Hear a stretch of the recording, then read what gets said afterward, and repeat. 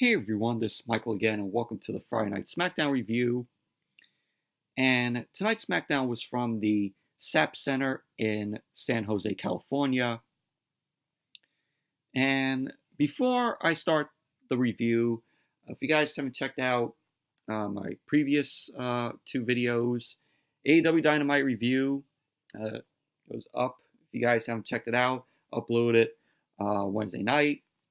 Last night, uploaded my Birds of Prey movie review.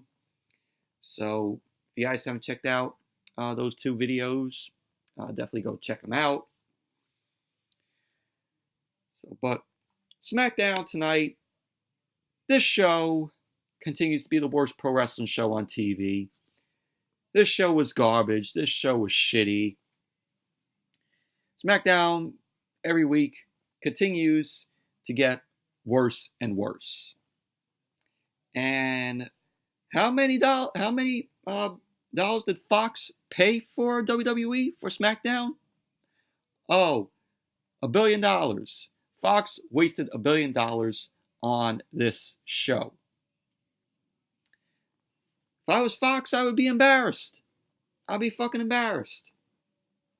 Because every single week, this show, like I said, just continues to get worse. Might as well call it shit down. Yeah, shit down. But tonight we saw, no surprise, I don't think you all are interested in when I say this. Tonight we saw the Usos versus Dolph Ziggler and Robert Roode. Yay! Like anybody gave a shit. We had Elias going up against Cesaro. Another who gives a shit match. And we also had Goldberg appearing. Of course, this is probably done for WWE to get a rating. You know, this Goldberg coming on tonight was just them to pop a rating because they need, higher ratings because they're in the the 0.6 and the 18 to 49, demographic for the ratings. So having Goldberg on was only just for a ratings pop, and for Goldberg to have a match at Super Showdown, the glorified house show known as Super Showdown. And then we had the main event, which the women were main eventing. It was number one contenders fatal four-way match to determine who will face Bayley for the SmackDown Women's Championship. So it was Carmella versus Alexa Bliss versus Naomi versus Dana Brooke. But anyways, let's get on with the SmackDown review. So SmackDown opened up tonight with The Miz and John Morrison coming out.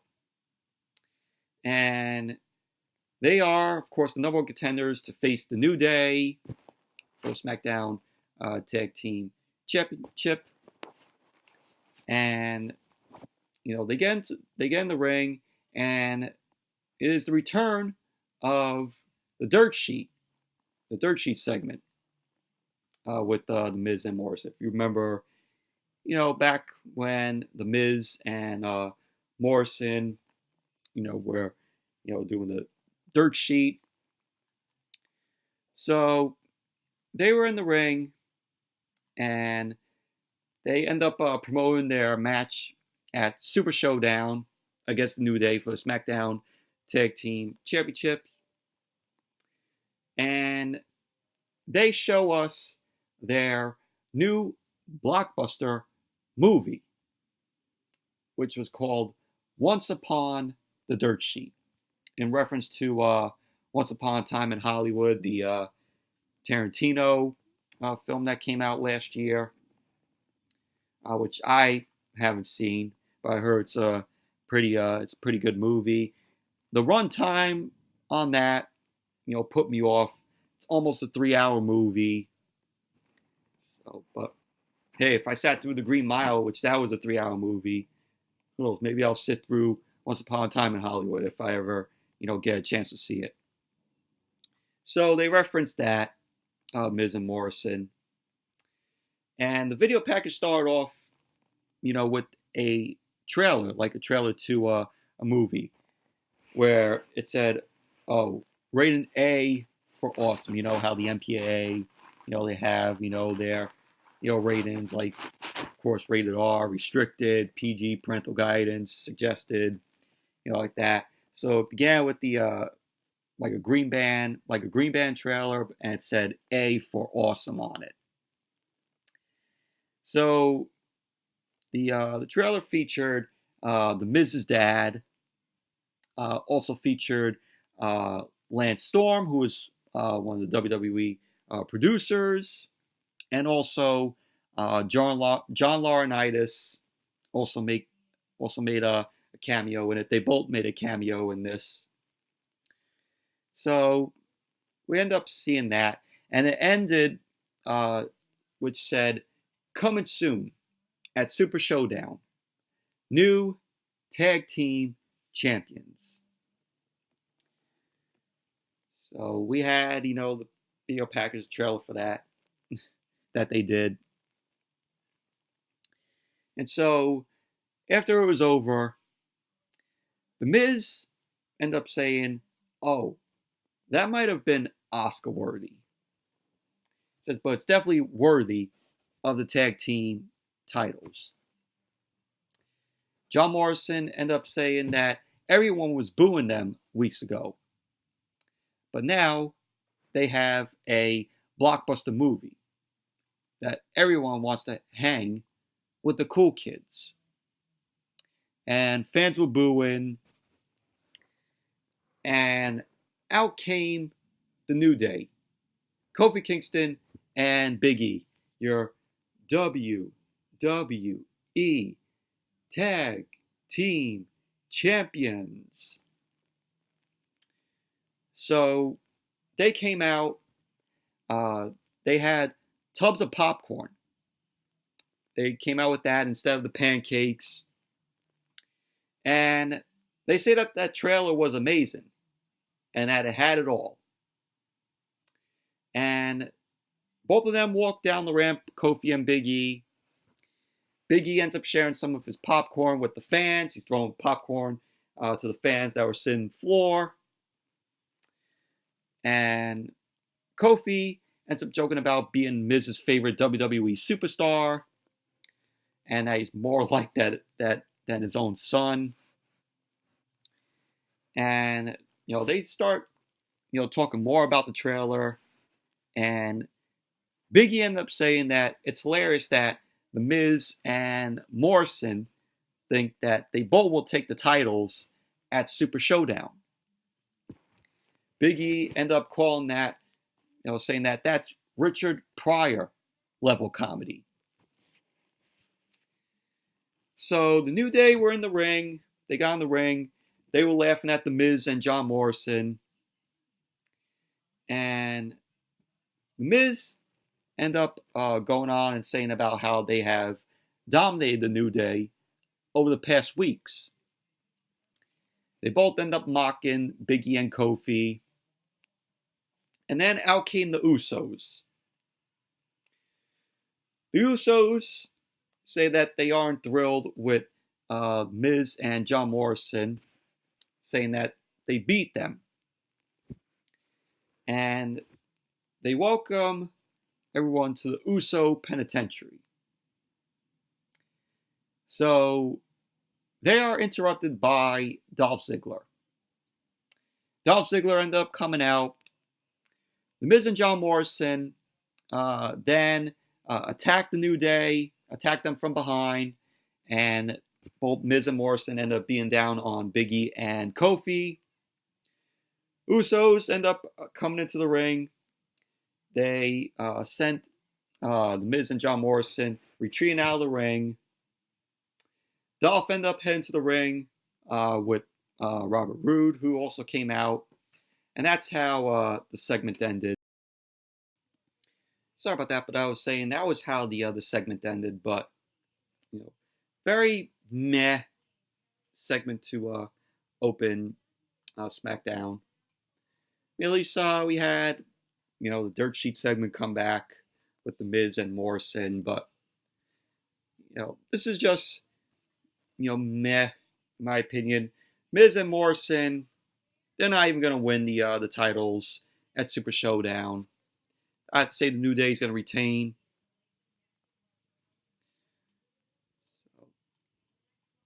Then we had the Usos versus Dolph Ziggler and Robert Roode. And how many times, did we see this since the Usos end up returning and got put into this feud with Roman and Corbin and, of course, Dolph and Roode. Match itself, didn't even care for. You had the Usos win the match. Jimmy Uso end up hitting a Uso splash on Robert Roode for the win. So the Usos end up winning the match. Yeah, so overall, meh match. Did not even care for it. Like I said, how many times have we seen the Usos face Dolph and Roode? Minus Corbin and Roman. So what is this now? We're going to see the Usos and Roman teaming up teaming up to take on Corbin and Dolph and Roode again.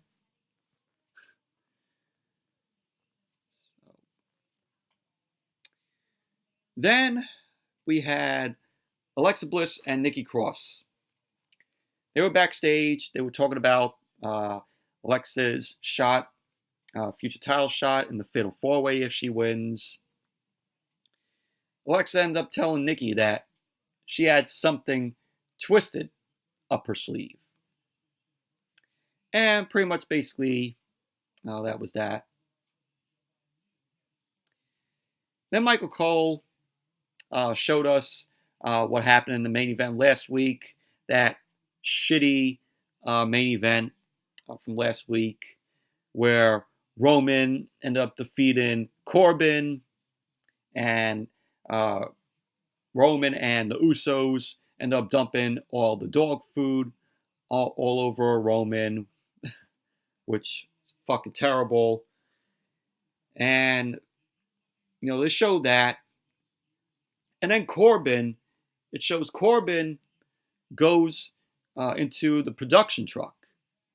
And we get a little bit of Bucky Toot Kevin Dunn there while Corbin is in the production truck. And Corbin is furious over the footage that was shown of the dog food being all over him from Roman and the Usos. So Corbin ends up taking this production worker who played this footage. So Corbin takes this guy, throws him down the steps. This guy tumbles down the steps to the ground in the parking lot. We see producers and referees come over to help this guy. Corbin ends up, being backed off by the referee. And that was basically that. Yeah, so that was basically that, though. But, who cares? Who cares? And then we went to Elias in the ring. He was in the ring with his guitar. He ends up playing for a minute and asks who has his back in the match with Cesaro. Elias then asks who wants to walk with him. I don't. So Elias starts performing his latest song that he called Third Time's a Charm. Crowd starts clapping away, which I don't know why. And Elias is interrupted by Cesaro. Cesaro came out with Sami Zayn, of course. And Sami Zayn was on the mic. He ends up speaking from the stage. Crowd boos Sami. Sami ends up telling the fans to shut their mouths. Sami then tells Elias that it doesn't feel good to be interrupted because Elias did the same thing to Sami last week. Elias ended up saying that it's been a miracle for the past 2 years if he doesn't get interrupted. And Sami ends up saying that Elias is going to pay in the ring with Cesaro. And that Elias bought it on himself. Because Sami went on ranting at Elias and the fans. So, and then we had the match. Elias versus Cesaro. I mean, did you all care about this match? There's another match that I didn't even care for. Cesaro, he's entertaining, but this match, man. You had at one point where Elias was on the top. Cesaro ended up delivering a superplex to Elias from the top. Cesaro ended up delivering a uppercut to Elias. Went for the pin. Elias ended up kicking out of that. I'm like, what? I'm like, he kicked out of that big uppercut? Usually when Elias ends up hitting that uppercut sometimes, nobody gets up from it. So, but Elias ended up getting the win. Elias ended up delivering a clothesline to Cesaro, and he ended up slamming Cesaro. He went to the top. Elias went to the top and delivers a flying elbow to Cesaro for the win. And I'm like, Elias ends up winning the match.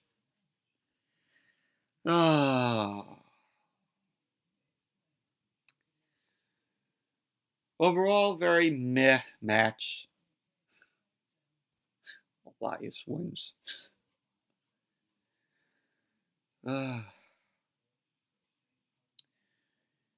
then we see hour 2. This starts hour 2. So the first hour of Smackdown was a fucking waste. Hour 2 starts off terrible. And why, you may ask? Because we get King Corbin. Corbin comes out to the stage, has a mic, still pissed off.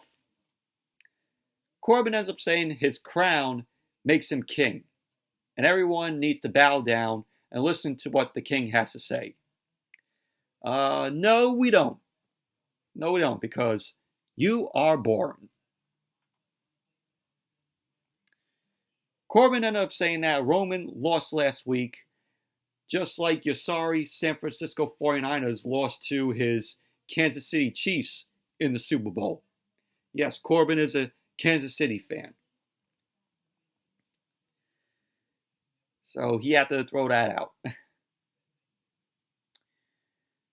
So Corbin goes on about how Reigns can't do anything without the Usos. He ends up asking when the Usos will realize they're carrying dead weight. Corbin ended up saying if Roman is as tough as he is, they would have fought one-on-one at the Royal Rumble instead of Roman getting help from the Usos. So Corbin ended up saying that he would have won their Falls Count Anywhere match. And then he would have won the Royal Rumble main event, and he would be the one headlining WrestleMania 36. Thank God he didn't, because that main event would fucking suck. If he was in the main event of WrestleMania, that would have been a fucking horrible match, and that crowd would be shitting on that match throw in, God knows, maybe beach balls, which I know WWE, like back in like 2017, they announced that they were banning beach balls. Well, that didn't really go very well. So who knows? That crowd will shit on that match, even if if Corbin won the Royal Rumble and goes to the main event at WrestleMania.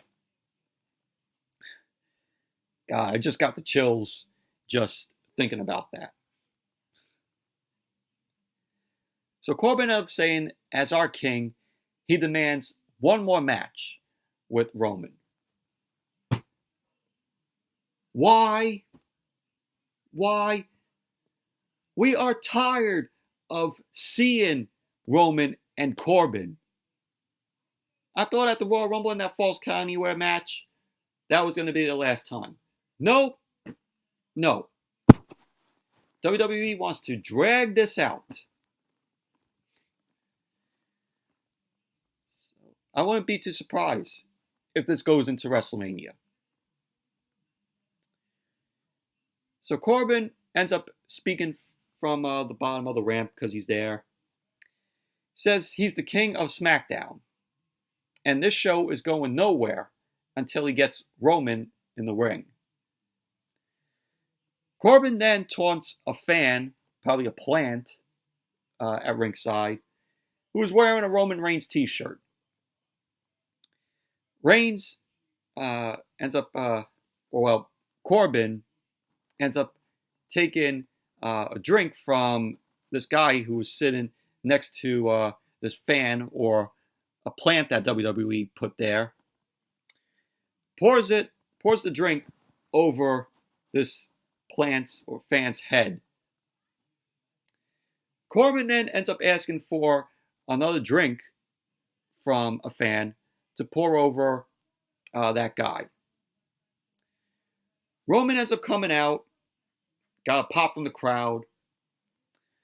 Roman runs down the ramp, ends up nailing Corbin with a Superman punch. Roman ends up sending Corbin into the barricade and then into the steps, to the ring steps. Roman then delivered a drive-by to Corbin. Roman ended up bringing Corbin into the ring. Corbin then immediately retreated out of the ring to the floor. And Corbin ends up scrambling through the crowd and trying to get out of the arena. Roman was in the ring, gets on the mic. He ends up calling Corbin back out. Roman ends up calling Corbin a coward. Roman ends up saying that if the coward wants one more match, he can have it. Roman ends up telling Corbin to have his boys stay at home because they're going to do it. They're going to have a match in a steel cage. So at Super Showdown, it's going to be Roman Reigns versus Corbin in a steel cage. Yeah, like I'm so happy to see that. At that glorified house show in Saudi Arabia. So then we get to Goldberg. And we all thought that Goldberg was going to be in San Jose live on Smackdown tonight. But no, WWE trolled us. And it was revealed that Goldberg was joining us by satellite from his home in Texas. So Michael Cole ended up welcoming Goldberg. Goldberg ended up thanking Michael Cole and says he's going to get right to the point. Goldberg ended up saying that he watched the recent Royal Rumble event and said it was inspiring. And it gave him that itch again. Goldberg ended up saying that his usual suspect, Brock Lesnar, is busy with Ricochet at Super Showdown. He says, but what about the Universal title? Goldberg ends up talking about his, previous reign when he was the Universal Champion. And he's about to challenge the Fiend, Bray Wyatt. So we're then interrupted by a breaking news edition of the Firefly Funhouse, which, this was pretty decent. I really, like that they changed this up for the Firefly Funhouse. A little different. So Bray Wyatt appears. He's a newscaster. He's wearing, a tie and suit.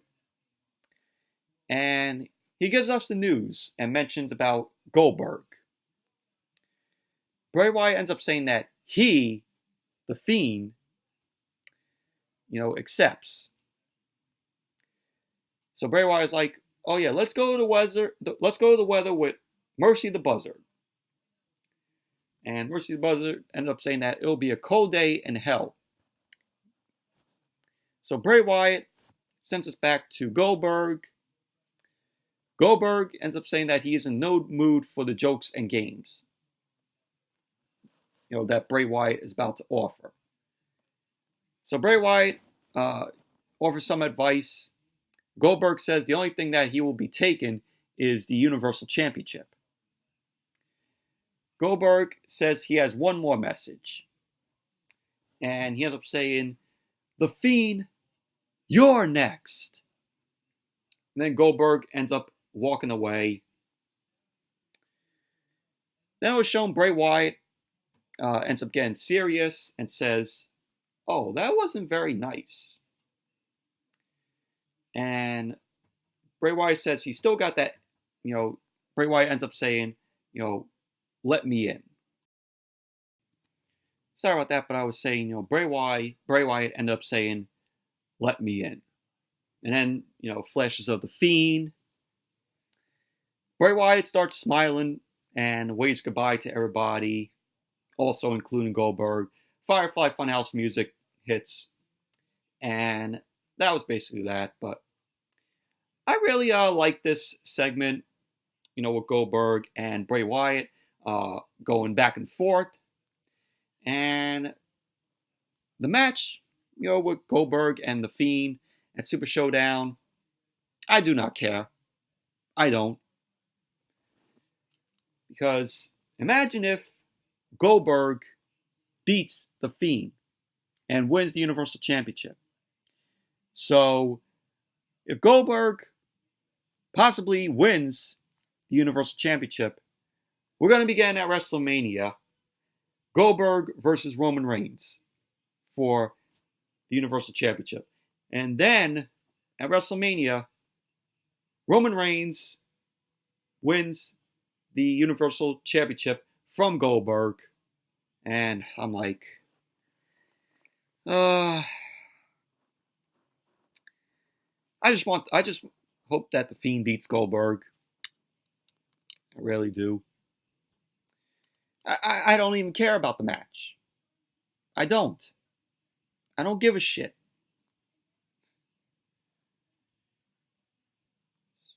Moving on.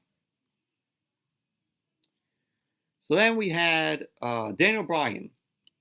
Daniel Bryan was backstage. Heath Slater. Yeah, I still didn't even know that Heath Slater was still employed. He hasn't even been on TV in God knows when. Heath Slater comes in.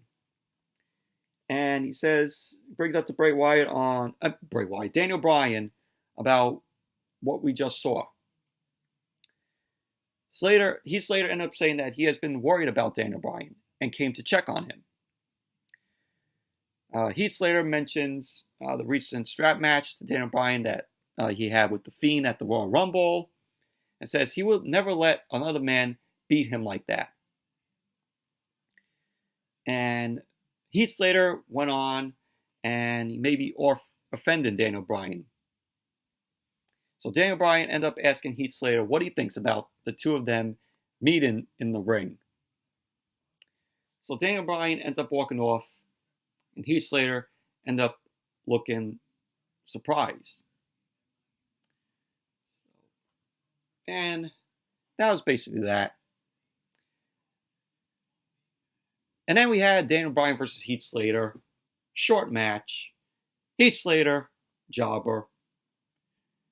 Daniel Bryan started delivering the yes kicks while Heath Slater was on his knees. And when the bell rang, I forgot to mention, when the bell rang, Daniel Bryan immediately hit the running knee to Heath Slater, sent him out of the ring. Daniel Bryan kept in control of the match, brought Heath Slater back in, delivered a missile drop kick, and fans were doing the yes chants. Daniel Bryan ended up nailing Heath Slater with a running knee again, and Daniel Bryan ended up locking in the LeBell lock. Referee called for the bell because Heath Slater was already, passed out. So Daniel Bryan ends up winning the match. Match maybe went like 2 minutes. So Daniel Bryan ended up winning the match.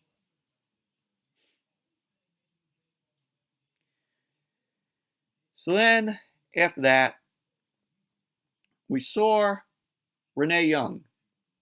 Renee Young was in the ring, and she introduces the new Intercontinental Champion, Braun Strowman. So Braun Strowman came out, fans cheered for him.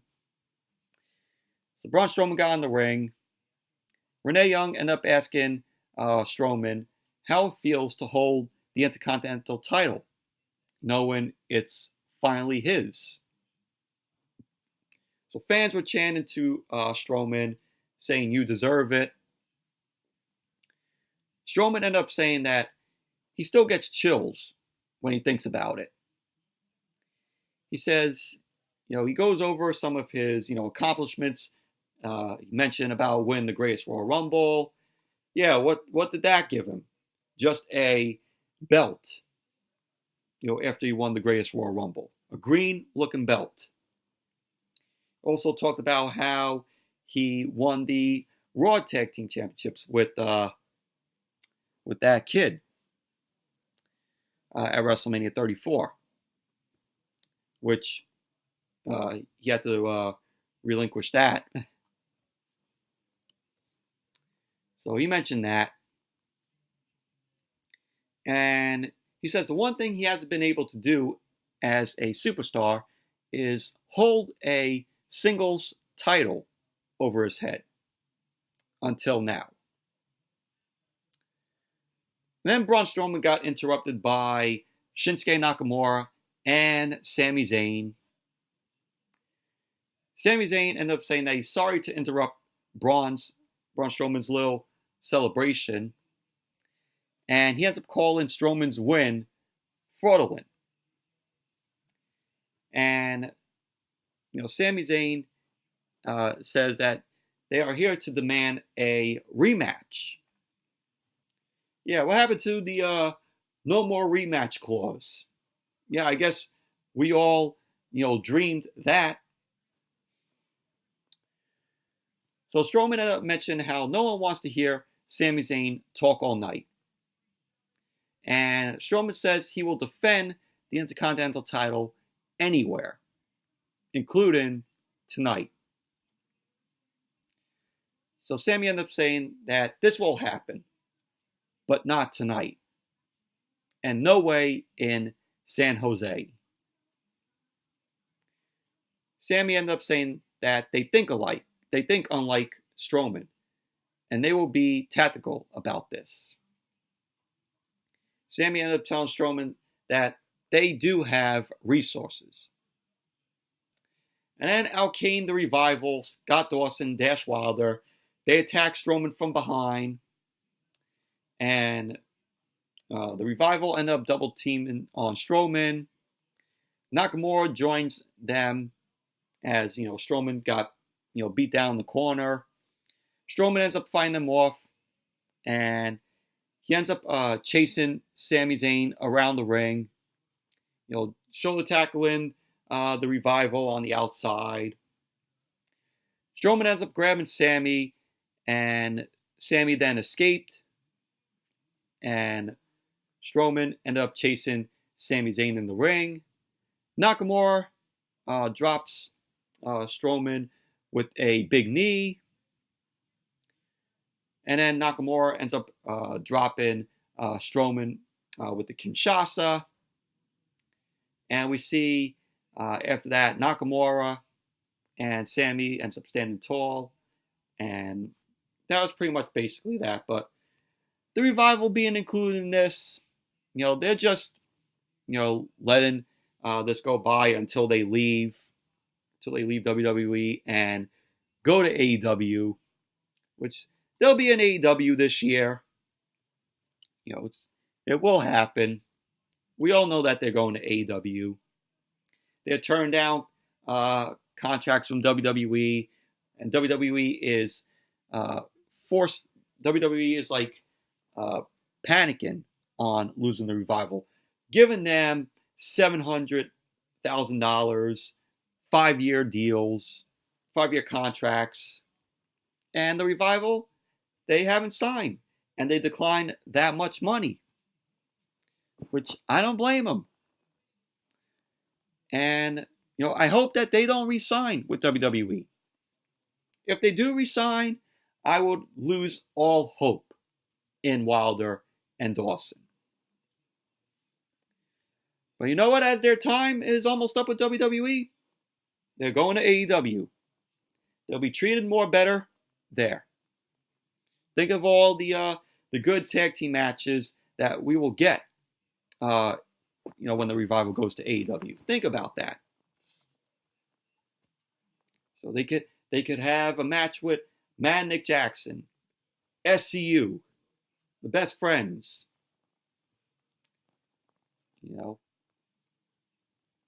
Just think about that. But basically, that was that. So it looks like we're going to get a rematch. Braun Strowman versus Nakamura for the Intercontinental title.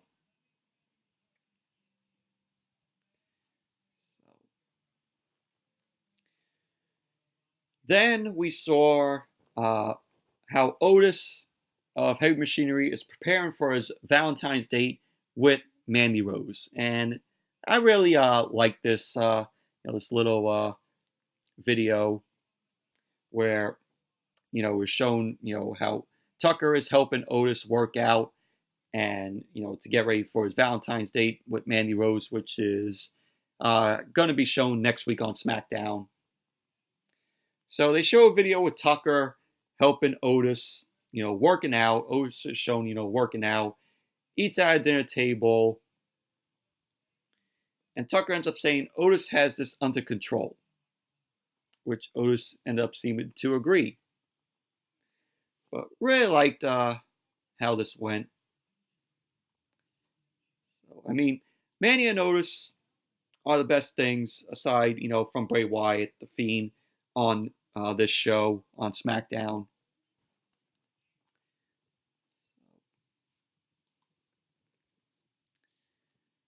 Then we saw Sheamus versus Apollo Crews. Quick match. And Sheamus, as the bell rang, Sheamus ended up taking control. Apollo ended up fighting back, delivered an enziguri to Sheamus. And Apollo tried to follow it up. Ends up missing, a splash in the corner because Sheamus got out of the way. And then Sheamus comes back, hits a bro kick to Apollo Crews. There you go. Sheamus wins. Post-match, Sheamus ends up looking to deliver another bro kick to Apollo Crews. Chad Gable came in. I was like, oh, great. They're not done with this. We're not done with this. So Sheamus and Chad Gable brawl in the ring. Chad Gable ends up dodging a bro kick by Sheamus. Sheamus then avoided an ankle lock from Chad Gable. And then Sheamus came right back with a bro kick to Chad Gable. And pretty much that was basically that. So I'm like, oh great, we're not done with Sheamus and Chad Gable.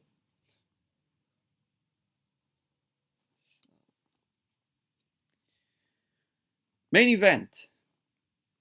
This was the number one contenders fatal 4-way. Alexa Bliss versus Carmella versus Dana Brooke versus Naomi. Winner gets to face Bayley for the SmackDown Women's Championship. Bayley was sitting at ringside. She was talking trash to these opponents. And as the match started, all these women attempted, pin attempts and counters. Alexa Bliss ended up slapping Carmella. Dana Brooke ended up delivering a drop kick to Naomi. It was back and forth.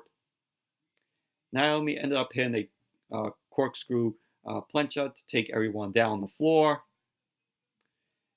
Bayley was shown standing over them, raised the title up. Fans were booing. Naomi ended up brawling with Bayley. Bayley ended up getting the upper hand. She launched Naomi into the ring steps, and she ended up standing tall. And pretty much at the end of the match, you had Naomi hitting a rare view on Alexa Bliss. Carmella then ended up breaking it up. She delivers 2 super kicks to Naomi. And Carmella ended up covering Naomi for the pin. So there you go. Carmella ends up winning the match. And post-match, Bayley ended up rushing into the ring. And she ended up dropping Carmella face first into the canvas. Ended up attacking Carmella from behind. Bayley ended up retreating to the stage. And that was basically how SmackDown went off the air. Bayley was shown clutching the title. Carmella ended up staring back at her from the ring. That was how the show went off the air. But overall, it was an okay fatal 4-way.